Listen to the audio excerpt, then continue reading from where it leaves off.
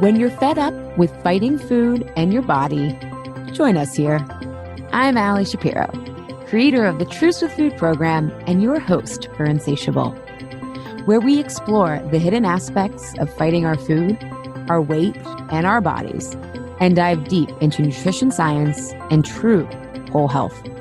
Fair warning, this is not your parents' health care.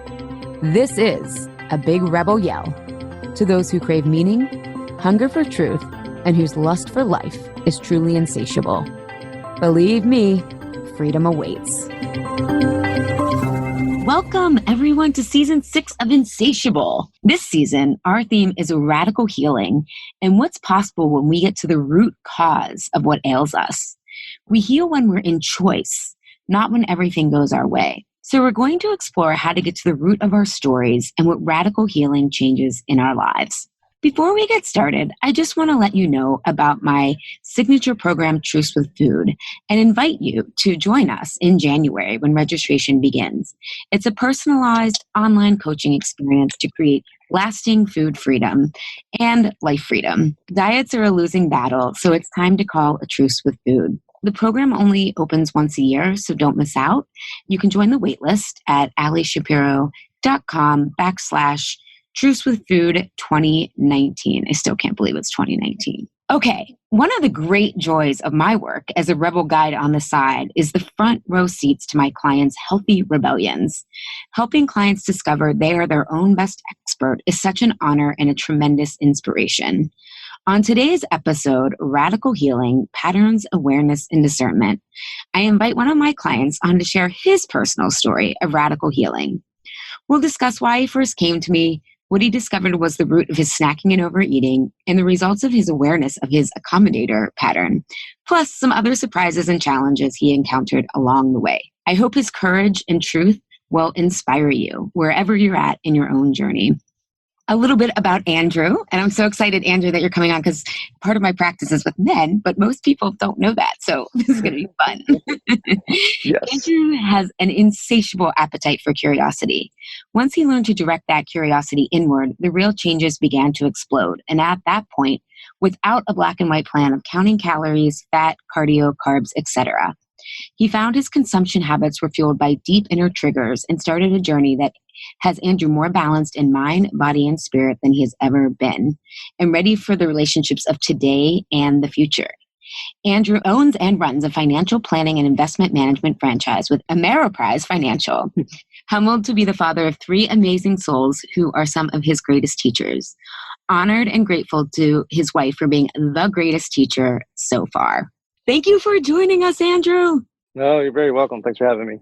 Yeah, I have to tell you, so my, in my co-working space, my next door neighbor, Alan, who listens to the podcast, hi, Alan, I told him, I said, Alan, I'm going to interview a dude.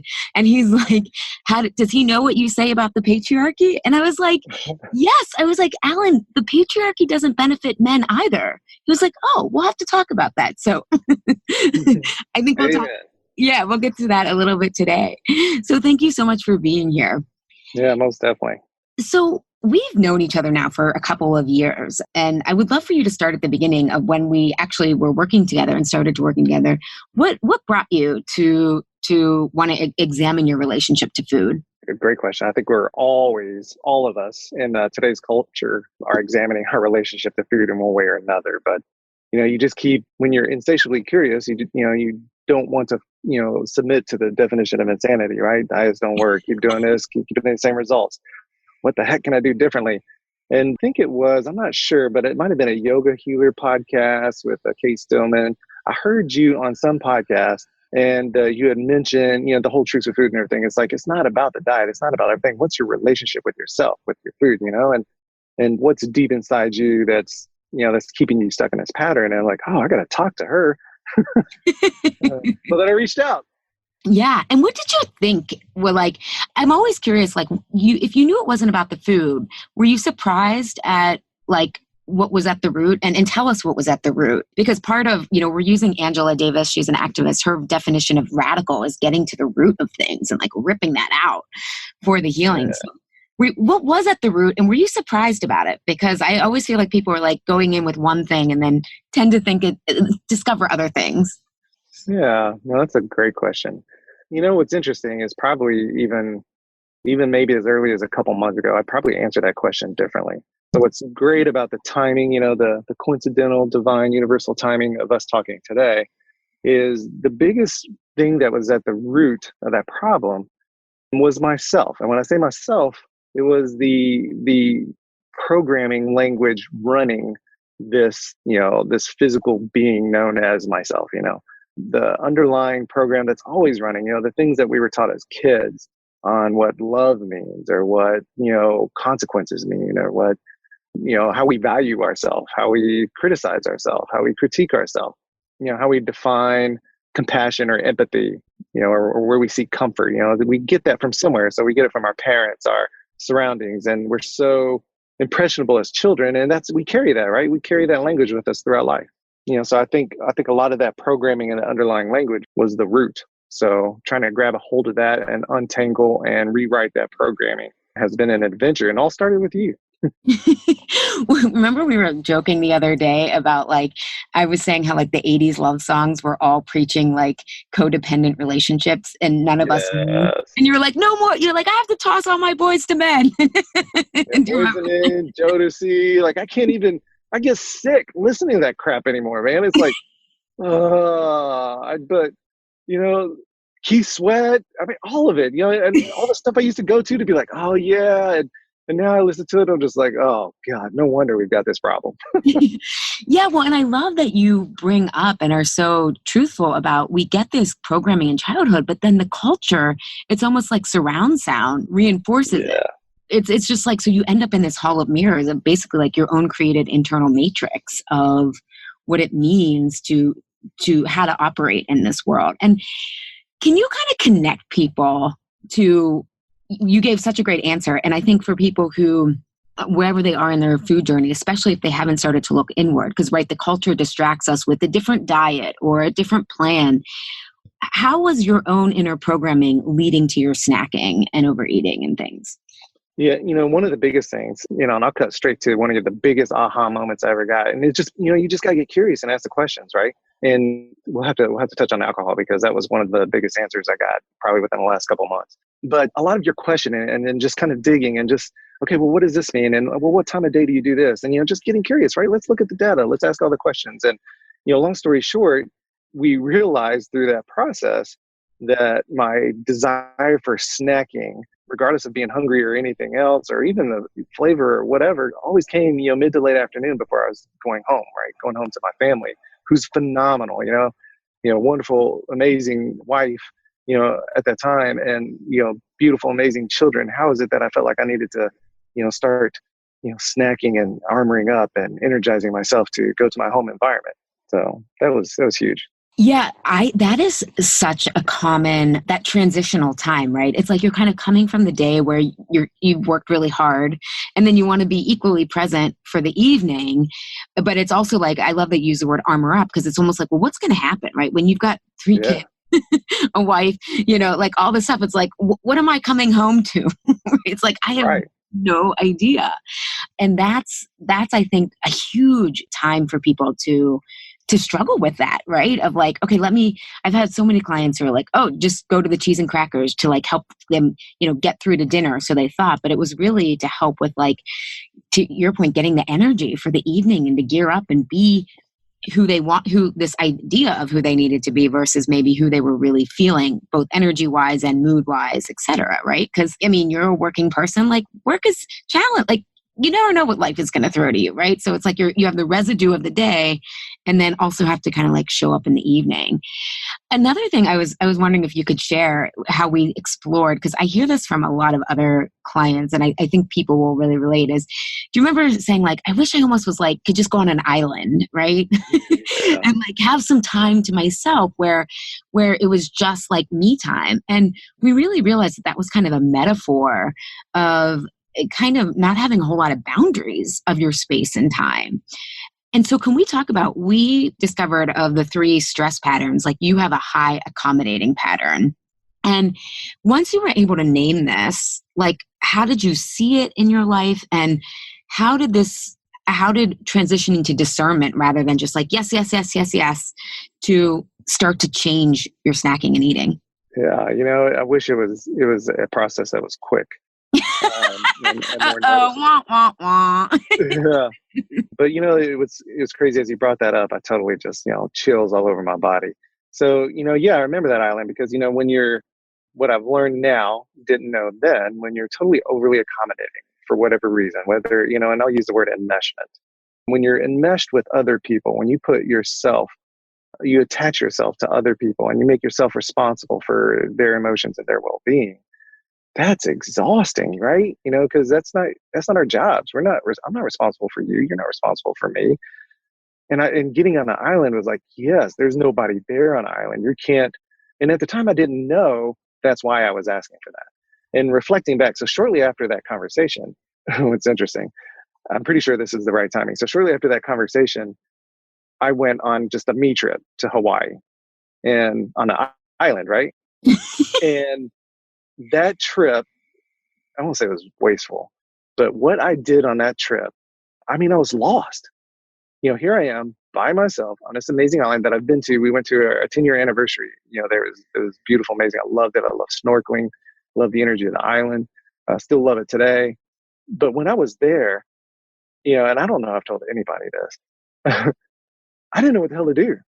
So I would go, I would make sure I would get up earlier before there would possibly be anybody else. And I'd maybe go for a walk because I'm supposed to go enjoy the scene and the smell of the ocean and the trees and the birds. And then maybe I'd go golf. Yeah, I like to golf. So we'll golf on the island. I'll do that. And besides those, I did go snorkeling a couple times. I love to snorkel. So I got out there and I did that a few times. But beyond those things that I knew I liked, I was lost. Let me just sit in the room and binge watch something on Netflix while I'm on a beautiful, amazing island in Hawaii. And that probably, I don't know exactly how much of that I did, but I did way more than I was out there enjoying the island and my time and doing some like self-discovery of asking myself questions of, because I didn't know how, we're not taught that.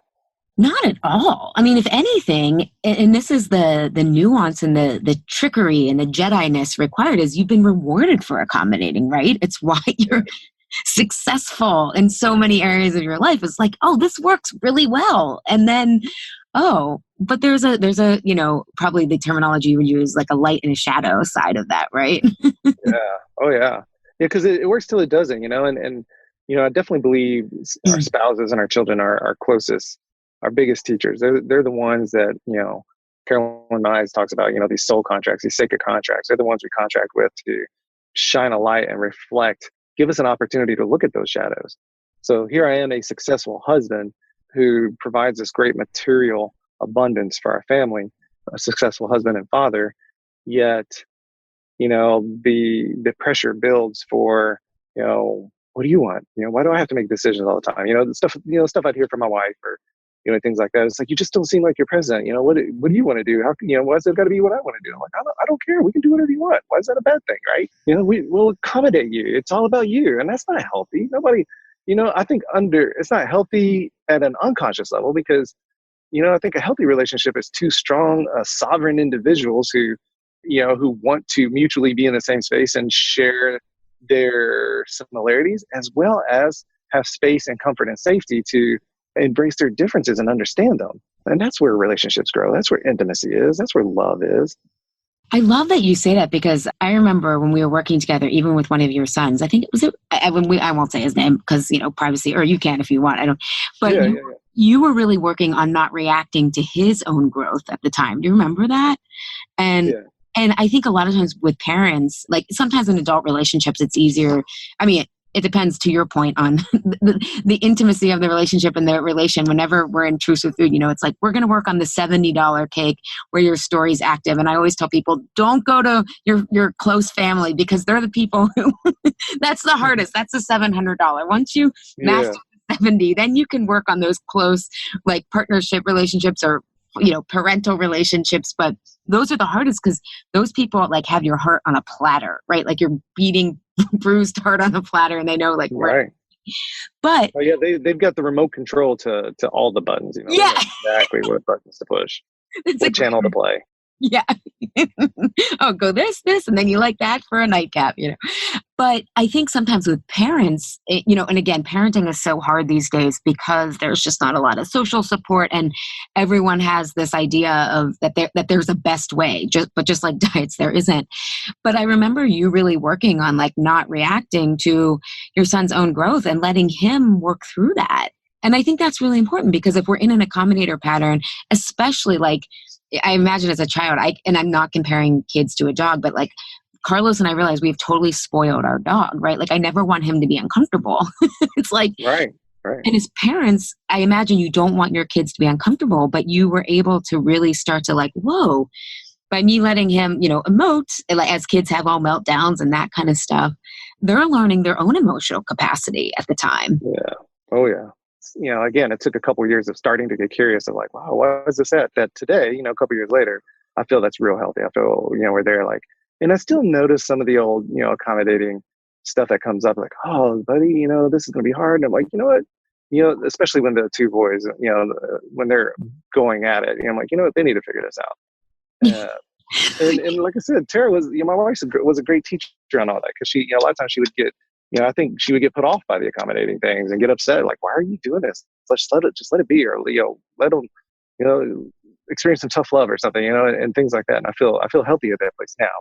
Right. Well, what I love too is, and I want to talk more about how you define discernment and how that really helped break you out of that accommodator pattern. But when you were talking about the island and also like tough love or accommodating, I think you really found, and it's a flexible middle, but that kind of releasing that all or nothing thinking, right? From like accommodating and rescuing to like, shutting off your emotion or being on an island or being immersed with people. There's actually this great middle ground. And for you, discernment, that concept that we talked a lot about, help. Can you explain what that means to you and how it started to help you find collaboration rather than accommodation with people and the situations in your life? Yeah. It all started with me looking up the definition of it because I'm like, okay, well, what does this even mean? And then, I started practicing the curious question is, okay, what's mine and what's not mine, right? How do you discern between, what's mine or not mine? How do you discern between, a carb or a protein? What's the difference? There's things that makes everybody different. So there's this total differentiation of that. And when you start talking about, things that aren't, you can see a cake as a carb and you can see a piece of steak as protein. You can't see your emotions and feelings of like, is this my sadness or is this your sadness? Is this my guilt or your guilt? Is this my shame or your shame? And, and you just start asking a question. So what's mine or not mine? What's not mine? And I reflect on the situation. Dang, why did I get baited into that argument again? Well, what was mine or not mine in this? And, you just keep being questioned. And to the point where today I really feel comfortable with the fact that anybody, could come to me and just be upset, emotional, sad, mad, and share their stuff. And I wouldn't feel responsible to make them feel better. I'd have space for whatever it is you want to bring to the table and let you own it and just put it out there. And let's look at what's yours together if you want. But I'm not going to attach myself to it. I'm not going to project my crap onto it. That's yours. Let's honor your stuff. And, here's a little project for you. I kind of stumbled on this. Anyone listening, try this. Go to Facebook. If everybody still uses Facebook or whatever social media, whatever social media where people can respond to you, go to it and just put on there, I'm really, really sad, and see what happens. 90% or more of the responses are going to be like, oh, I'm so sorry. There's going to be a ton of advice about how to look for the greater things in life and how to hurry up and get your happiness. There isn't a acknowledgement of like, you're sad. Where's the compassion and empathy for that sadness? How do we process that sadness? No, let's hurry up and bury it and ignore it and hide it and pour a bunch of food, sugar, and alcohol on top of it so we don't have to feel it. Well, that was just such a clear answer. and example. No, because I think, there's two things. Oh God, I want to circle back to so much. First of all, right there, I think what you were talking about too is, a lot of people think if they stop accommodating, they're going to stop helping people. And what you are actually describing is you're creating this sacred space. First of all, people don't take advice with stubborn problems, right? Like No. they already know what they should do, but they're not doing it. And so you are now creating a sacred space where they need a witness. And I bet you're actually being more effective than if you tried to take it on and fix them, because no one wants our advice when they're struggling. Like they have to come to the answers themselves. That's part of reclaiming our power, being like, wait, I can figure this out myself. Well, and depending on what programming, is running underlying for them, all that advice is either telling them they're not enough, telling them they're even more worthless than they feel because they can't reach happiness because they feel sad. It's judging them for it, or it's telling them, it's minimizing their own presence and their own place, in this moment and their right to be here on this planet, because you're not witnessing it. And it's their responsibility. It's their own language. It's not your fault because you want me happy. You want me to be happy and stop being sad. But their underlying language is leading to a whole bunch of other dark shadow stuff. And then when you create space for it, then you create an opportunity, that sacred moment. You create this opportunity that your soul is begging for. You say, hey, here's an opportunity to shine just a little bit of light on this darkness. And that might lead you to the root of what's behind it. It's not that a client died. It's not that a family member died. It's not that a girlfriend, boyfriend broke up with you. It's the underlying stories and thoughts and everything around that's connected to that root programming that's, making you believe whatever it is you're believing about yourself. And if you don't give people the light and give yourself the light to actually just stop and look at it and maybe shine a light and see what you see, then, it's going to keep growing back because you can't get to the root of it. Oh, I love that point you made. And it not only does it grow back, but it becomes like resistant, like antibiotics, right? Antibiotic resistant. If you keep overusing the tools that don't necessarily work. And as you were saying that, I thought of this quote, and I'm just going to read it out because I think you'll like it too. But it's an excerpt from Dr. Rachel Naomi Remen, and it's on service. And she gave this at the Noetics Science Review, but she said, I think I would go so far as to say that fixing and helping may often be the work of the ego, and service the work of the soul. They may look similar if you're watching from the outside, but the inner experience is different. The outcome is often different too. Our service serves us as well as others. That which uses us strengthens us. Over time, fixing and helping are draining, depleting. Over time, we burn out. Service is renewing. When we serve, our work itself will sustain us. Service rests on the basic premise that the nature of life is sacred, meaning other people too, that life is a holy mystery which has an unknown purpose. When we serve, we know that we belong to life and to that purpose. Fundamentally, helping, fixing, and service are ways of seeing life. When you help, you see life as weak. When you fix, you see life as broken. When you serve, you see life as whole. From the perspective of service, we are all connected. All suffering is like my suffering, and all joy is like my joy. The impulse to serve emerges naturally, inevitably, from this way of seeing. So as you were speaking, I thought of that. Oh, yeah. Thank you for sharing. I was just sitting there soaking in all of that. As a whole body's just vibrating. Like, yeah, that's so beautiful and amazing. Yeah, that concept of service, I think it helps those of us who like to people please and accommodate think, wait, am I being in service here? And just Well, to go ahead. And Ali, what's your definition of service? Because your definition of service will be totally different than somebody else's definition of service. Yeah. Well, I think I've got to figure it out, but I think embodying more of what that poem says I do it with my clients. I mean, you guys, I obviously can hold, as I've healed myself, I can hold a much greater range of emotion for other people when they're struggling. Right. Absolutely. So exactly. So that service is just like that poem, right? It's just like it. You could show up and hold space, a great range of emotion, whether it be extreme joy or extreme pain. You can hold space for their emotion, not project your own. So versus maybe somebody who is overly accommodating or enmeshed, their definition of service is like, well, I see your pain and it's projecting my own and I just want to make it go away. So let me go be of service and tap into my ego and fix this, right? And that's the masculine side, the ego side. We want to fix everything, and men can't fix things. Women just want the feminine side. They just want to be heard, have the space. And so taking it even deeper than just men and women, that's the energy of all of us, and the ego's not bad. The ego's not wrong. It's there for a reason and a purpose. And it is tied to more of a masculine energy.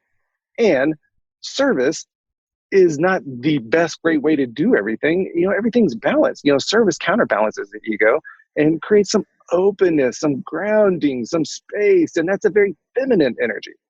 And you need both of those to have, a very good balanced aspect of just being able to do what you do for a client, to be able to do what I do for a financial client. But yours is so much harder because I think you hit it, or more challenging in the sense that you get to deal with emotion. Now, I do get into some emotional stuff with clients, but I was going to say money is like loaded emotionally. Yeah, exactly. When you start having conversations about purpose and goals and how important this is to them, it's not about projections and numbers and calculations. You hit a lot of people's walls. Well, I was thinking like money is about like, what do I want to matter? What matters to me? What my time spent? You're such a clear thinker. I swear all the ladies listening are going to be like, there's men who are capable of thinking like this. See? This is not to bash men, but this is like why when we hold men to high standards, look what happens, right? Got Andrew. A word that you used a lot and is so big for, especially if people are stuck in that accommodator pattern or when is projection. And given you've been able to talk about that, so talk about the other thing so clearly. Can you? I've talked about it on the podcast before, but I think explaining to people, especially as accommodators, to your point, what you were saying earlier about how do I know what sadness is my sadness or someone else's? Or often if we feel like we can't fix something, we feel helpless. And then we project that helplessness onto the person, which then creates more fixing. So can you explain what projection is? Yeah. How you understand it? Yeah. So, projection, in its simplest form, you're projecting. You think of your projector, your old school projector. A light is shining something from a source. So you're that source, and your light is going to project something onto somebody, and it's going to reflect it back to you. Because the only way, you think of it just from a mechanical standpoint, that light projector that you used to see in school reflects an image onto a wall, and that image is reflected back at you so you can see it. And so when we project that stuff on people, we project our sadness, our judgments, our guilt, or anything else, that's coming from us. That is coming from us, and it's hitting this target, this wall, this person, this child, and it's reflecting back to us what we don't know about. It's your soul's invitation. That light from the inside is your soul's invitation to say, hey, here's something that's unsettling for you. Here's an invitation to get curious and take a deeper look of what is inside you that's being projected onto this person. So, we'll go to the discomfort of, my youngest son, Rowan. So in his outbursts and everything like that, the disruption of that peace, was an invitation. I was projecting that. I was, oh my God, he must be, so upset. He must be this. How am I going to fix this, right? And the whole time, early on, it's an invitation. What about me is so activated and uncomfortable? Just noticing that, oh, that hits my gut. Versus like, Ali, if you said, if you had an outburst about it, my gut wouldn't tighten up. I wouldn't all of a sudden try to figure out how to fix it up. And this is just me because mine is more tied to the familial aspect. So you, just a friend, be like, whoa, Ali, yeah, you're mad, you're this. I'm going to hold space. I'm going to reflect back to you. I'm going to acknowledge you. I'm going to show compassion. I'm going to show empathy, and I'm going to show affirmation. And, I'm going to hit all those things to let you get out into this space, everything that's inside you. And maybe you're projecting on me. It doesn't matter. I'm not absorbing it because I've discerned what's yours and what's not mine, and what's yours and what's mine. And that projection is just an invitation. And the way to understand that it's a projection that's activating you, just pay attention to your body. Pay attention to, those lower chakras. Is your gut tight? Is your throat, do you feel like you're being suffocated and you just want to scream at somebody? Are you angry? Then they're not angering you. Those immigrants marching to the border aren't a threat to everyone here. They're reflecting back your own inner fear. What are you afraid of? What are you afraid of? Yeah, I love it. Bringing the political, Yeah. Well, I had a very lovely, entertaining discussion with an old friend last night about it. And, these, tens of thousands of, immigrants marching toward the border. And I'm like, they're a threat. What if they showed up at your front door and blah, blah, blah. And then, and I said, you know what? Let's look at data and ask, so these people that are encroaching upon a border that's several states away from you are a threat to you, and you're afraid of what that means to our country and our rights and everything else. Forget about the fact that we did that to Indians, but just take a minute and look at data and perspective. Let's broaden your scope a little bit. How many criminals live within a 50-mile radius of you that are U.S. citizens that are a bigger threat to you and your home than those immigrants that are tens of thousands of whatever, miles and feet and states away from you and your comfort, your home. There's way more criminals, quote unquote criminals, that could do harm or want to do harm around you in your hometown. Where's the energy and compassion about building a wall around them?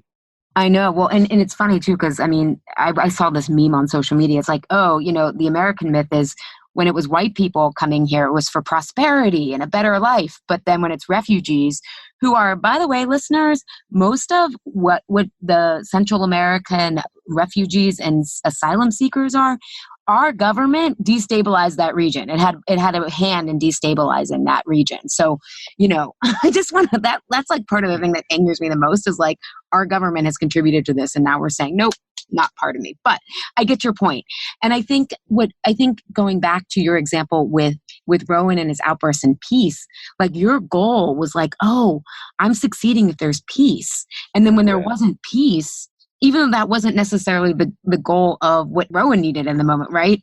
And then it was like the anger, then you put the anger on that person, where in this case, Rowan, or even though it's your own frustration of like, why can't I keep the peace? Why can't I keep the peace? And that happens so much when we're not clear on what's ours and our own goals and what's the emotional responsibility and goals of the other person. And when it's one data point in time over the course of an entire relationship.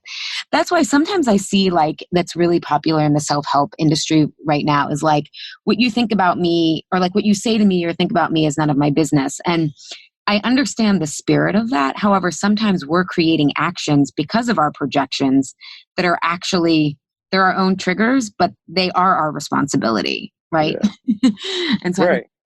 That's important to know. And that's why I love that you shared that question that's been so helpful for you is like, what's mine and what's theirs? Because sometimes we do things as accommodators or avoiders or competitors that it's our own stuff, seeping out to other people. And we are responsible for that. So, right. Well, give you a great example. One great example recently, and I'll give Rowan's mom, Tara, I'll give her all the credit for this because it was her idea.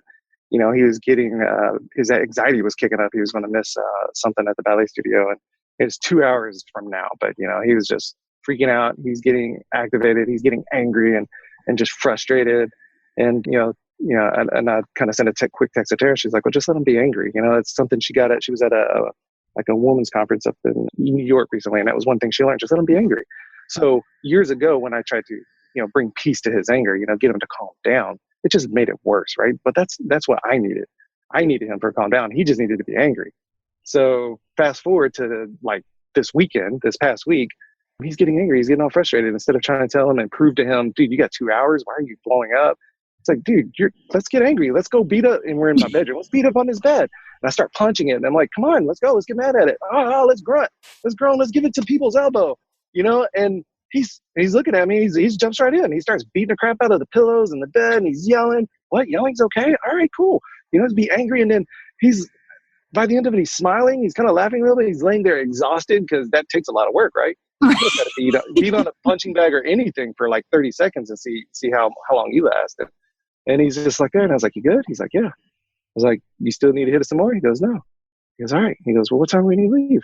We'll leave here at this time. Okay, I'm gonna go read. All right, go read, buddy. That is so beautiful. And that's the example. It's like, all right, now he knows he can be angry. It's safe. It's okay. I'm not going to judge him or criticize him or be uncomfortable with it. And I know that I've got to still work on my self-critic that's beating me up and criticizing me for all the times that I fought against that. I projected onto it, right?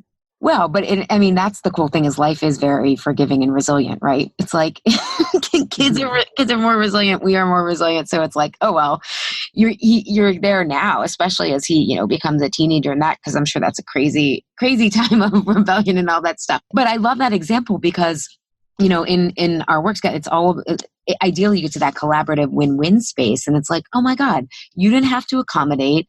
You were able to connect with him, right? On this like deep level and also be you're leading him by example of like how to be emotionally intelligent and aware and build capacity for those feelings so that they don't come out on other people, in 20, 30 years.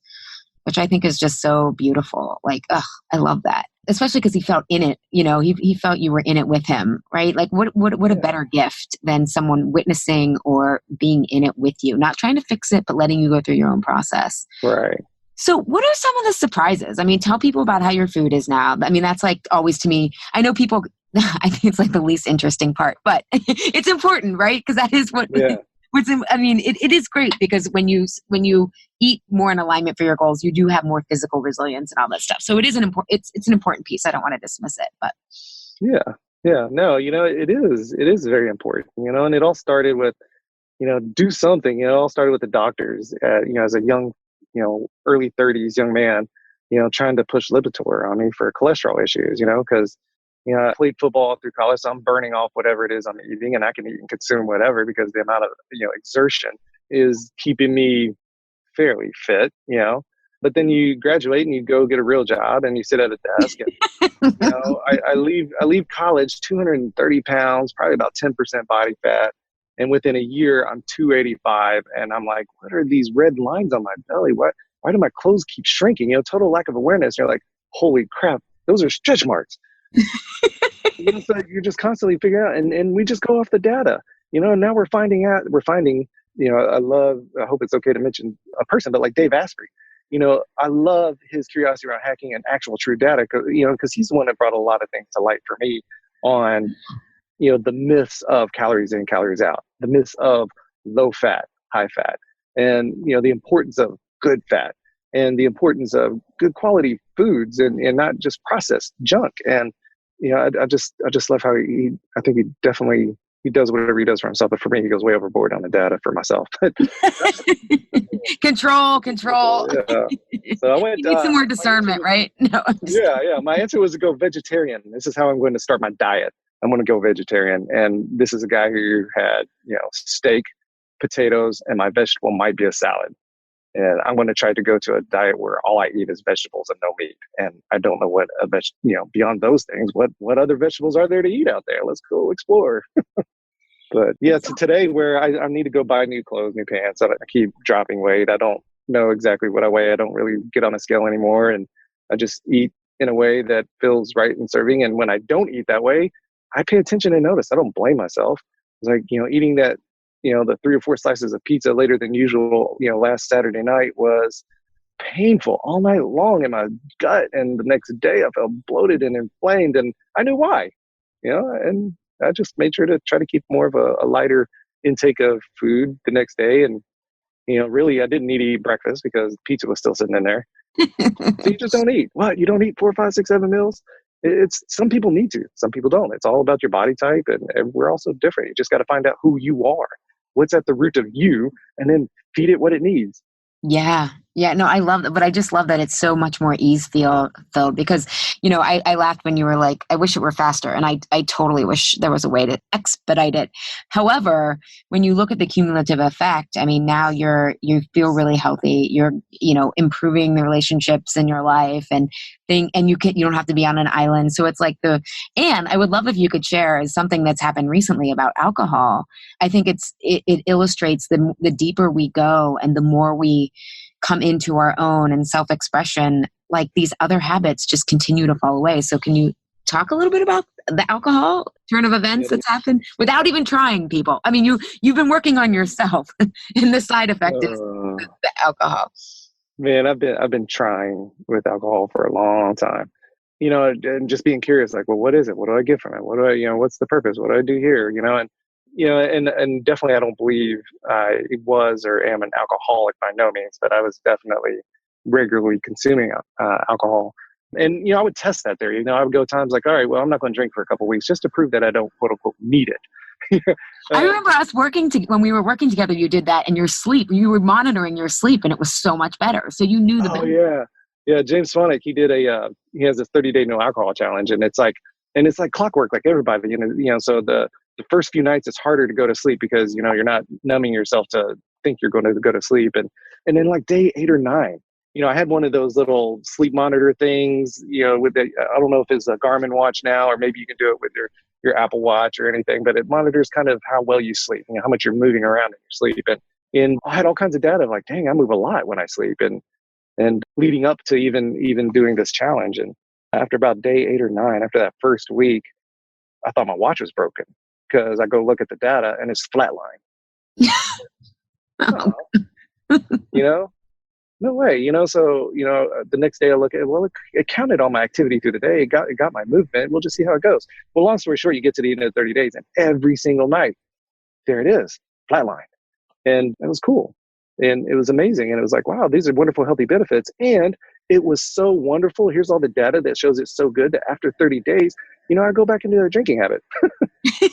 That's just so good. Let's not do it. So, and I'd say recently, probably within the past 2 months is where the big change came. And I came to a time in my life, and I'll spare a ton of details. I think, my wife and I are at a crossroads of really figuring out who we are individually and questioning whether or not that means we stay together. So it's very challenging and hard to go through. And so about 6-8 weeks ago, when we came to the decision to start exploring and getting curious what it is like to be apart, I mean, it was so, I don't want to say soul shattering. It was so heart wrenching, soul wrenching that like, oh my gosh, here's the woman I've loved and admired and supported and has brought these amazing, wonderful, beautiful children into my life, who's been an amazing, healthy, mother figure to my daughter all of her life. And wow, what does this mean for me? It's, you start questioning, well, who are you without your spouse? And, who are your kids and all the fears and all of a sudden here comes those, here's an exposure, here's an opportunity. I've got this. I know this, I've done the work. I have these these skills and these tools in my tool belt. And I know this is all reflecting some deeper root that I haven't found yet. And it has. And the past 6 weeks, it's just the exploration and the transformation has been real. But to the alcohol, before I get too far away from that was one of those things that I loved us, our family, and her so much that what I know for a fact, beyond without a doubt, I don't care if it's 1, 2, 4 drinks, alcohol numbs your senses, right? These athletes don't drink a beer and then go perform well because, it's going to numb stuff. It's going to nullify things. And I wanted to be clear. I found a goal or purpose to be clear. This next stage or phase is going to require clarity. It's going to require all of me to really find this really deep root that is so activated in me and to honor, my wife and I and on where our process is and the decision that we may or may not make.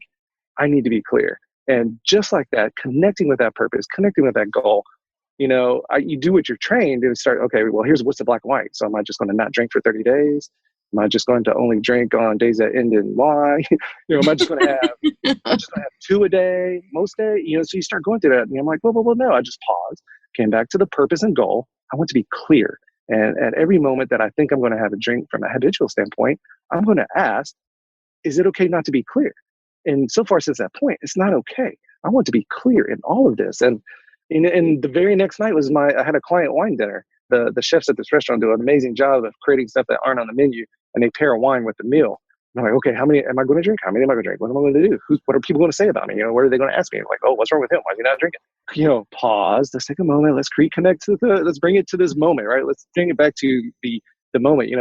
Fear can't exist in the moment. It only exists in the stories of the past and the future. So I was like, I'm just going to take it a step at a time. I want to stay connected with my goal and my purpose. And I got through the whole night. And what I told myself was I'll take a sip of the wine that they pair with it. And that's it. So by the end of the night, nowhere near even a full glass of wine, a lot of water and a lot of grapefruit. I felt great and wonderful. And I felt clear. I felt I was integrity with my purpose. And I didn't feel like I was criticizing myself. Like, oh, you technically drank though. It's not like you're not drinking. I'm like, it's not about drinking. It's about being clear.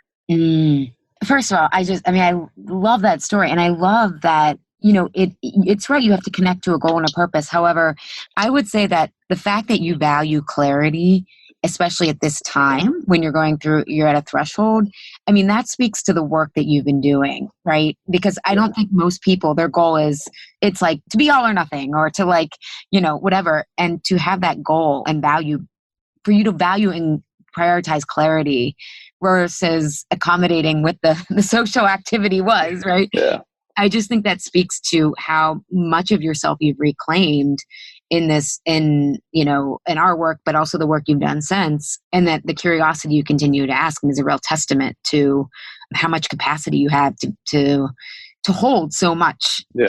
so much complexity, and want to be clear for this. Because I think the default, especially in America, is numb out. To your point, put a bunch of sugar and alcohol and Netflix on top of it. Yeah. Yeah. And Absolutely. And we can have an understanding of the data of what the sugar, the alcohol, and the food does to you, chemistry wise, and why it does this and why it's bad for you. We can understand that. and why your sleep is so good. Yeah. But until you relate to it, and like, so your goal is to lose weight.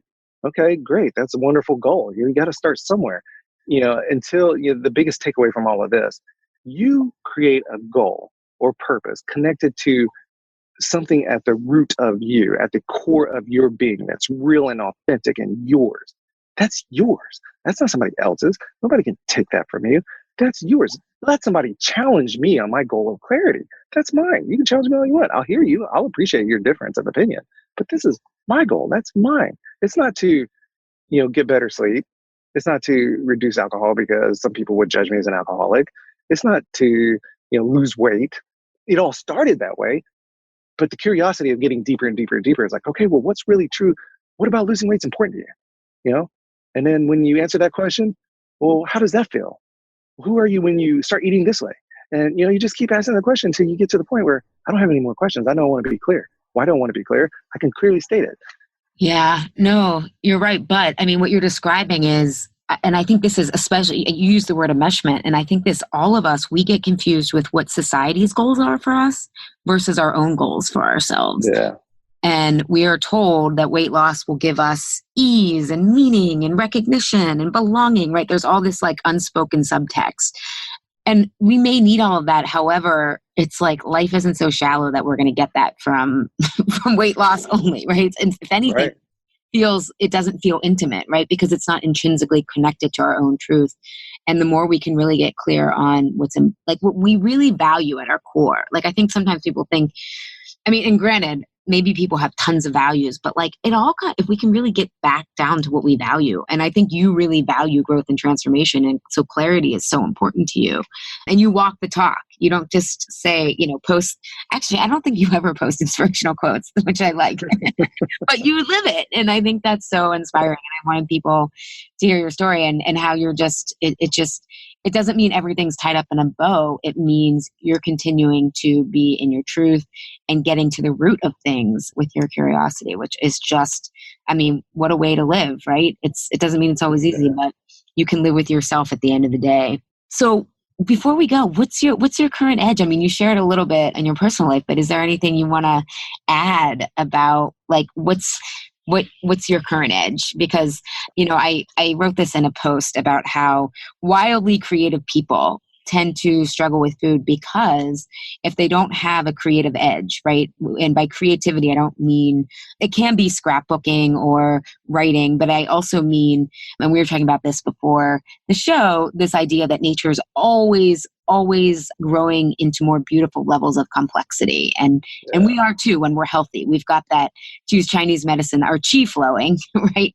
Always a new creative tension. And so what is yours? Yeah, I'm still discovering. I just tapped into it probably recently, I believe. So my current edge, and before I go there, I want to say, the biggest edge I've had, and it's going to lead to the one of that is being able to, there's an old saying that basically says it's not about, the best teachers out there go find out great students. It's the student, when the student's ready, the teacher will show up. You'll find the teacher. So when the student's ready, the teachers will come. When I was ready, you came. You were a phenomenal teacher. Thank you. I love what you're doing, and I totally appreciate all that you're bringing to this world and humanity and the energy and the chi and everything that's going. So thank you. You do wonderful stuff, and then all the other wonderful teachers since then. It's like, every time I came up to a point where I didn't feel like I was growing, or I just felt stagnant, or because I was paying attention, like, I don't like this feeling or this place. What I've learned to do recently, I heard this from Wayne Dyer years ago. He said, sometimes you just got to let go and let God. And I was reading in a book, I think it's called Spiritual Divorce recently, and it hit hard. She was saying, you got to stop being the general manager of the universe. Who am I to pretend I can control and influence how nature is going to grow, where it's going to grow, what it's going to do in an environment when I plant something there? That's a knowing I don't have. why am I trying to general manage anything? So how do I let go to some higher energy, power to us, whether it's God, whether it's Allah, whether it's just universe, whether it's chi, whether it's nature? How do I tap into that? Because that's going to let me know whenever I can't grow here. This tree is not going to drop seeds where it can't grow. It's not going to grow. How many times you walk past a tree and it grows to where the sunlight is? It didn't go straight up and down, right? It's not black and white. It's going to grow toward the light, toward the nourishment, toward this higher power that's drawing it and going to fuel it and energize it. And so whenever I come to a place where I don't feel like I'm growing, I just stop and, check in, meditate, and go within and try to be in this moment and try to find my higher power connection and just ask for a sign, really. Hey, what should I do next? What's our next step here? I love that, because what you're describing is surrender, and that's something that I've totally been trying. And it's when I first came upon the term surrender, I thought it was this like passive, like, oh, you just like let go, right? It's like, no, it's freaking hard, right? Because you're like ego and other things are like, no, but that might be better. And waiting, right? Oh my God, in the land of productivity, to just say, give me a sign. I mean, that's freaking rebellious. You know what I mean? To wait and not react is like, oh my God, it's so challenging. Oh yeah.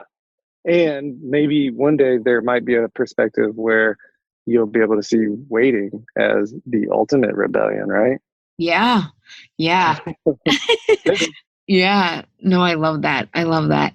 So this was I love chatting with you, because you can go in so many different directions and to so many depths, which is so refreshing. Is there anything that you want to share that I didn't ask? I don't think so. My biggest advice until you find, a connection to a higher power is just embrace your curiosity. Find anything and everything to be curious about. And when you start being curious about things outside of yourself, that's a great sign that you're looking in the wrong place. What is it within you that you can get curious about? I love that. I love that. Thank you so much for being here, Andrew. And thank you everyone for listening. I also just wanted to mention a hat tip to Jack McNeil, who made that Dr. Naomi Remen quote. She brought that up on Instagram, and it enabled me to pull it up and read it. And I'll include that quote in the show notes for Andrew's show. So thank you so much for being here, Andrew. Very welcome. Thank you. Thank you, Health Rebels, for tuning in today. Have a reaction, question, or want the transcript from today's episode? Find me at alishapiro.com. I'd love if you leave a review on Apple Podcast and tell your friends and family about Insatiable. It helps us grow our community and share a new way of approaching health in our bodies. Thanks for engaging in a different kind of conversation. And remember, always, your body truths are unique, profound, real, and liberating.